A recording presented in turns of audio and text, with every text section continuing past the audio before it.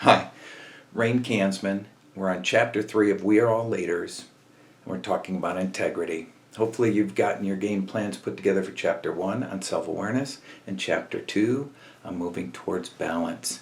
You've read Chapter 3 on integrity. This seems to be an important chapter because most people have integrity very high up on their list of qualities that they believe they have and they hope others see in them. Many leaders believe that, but very few are perceived by everyone that they have integrity. Why?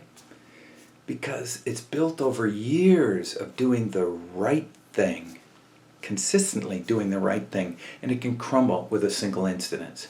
So-and-so saw me not even at work, doing something that they perceived to not be in line with what I say.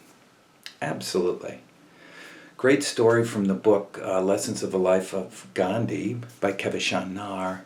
And he talks about two working parents, child, and they're out to dinner. The child's about 12 years old. And mom and dad are fighting over the check to see who's going to write it off to their business. Again, wasn't a business dinner, wasn't a business expense. But what kind of example are you setting that child up for, right? So one way to understand where your integrity is, how it's being perceived, I have a 3-question survey attached to this class. If you're brave enough, here's an opportunity. Send that out to people that you trust. Okay? Send it out to people not only that you trust, but people that you trust will give you honest feedback. Right? Get those questions sent out. Make sure they have a safe space to return that survey to, i.e., they don't want to feel like they're going to get challenged because they said something that was inconsistent with your perception. Okay? And make sure there's a safe process. Maybe using a third person to do that for you to collect the information so it's not as tough, a little more anonymous.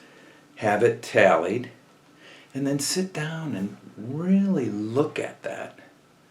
Evaluate it, and consistently deliver on the information that you've received. So, while you're waiting for responses, there's a handout attached to this course on 12 trust techniques. I would go ahead and start with those.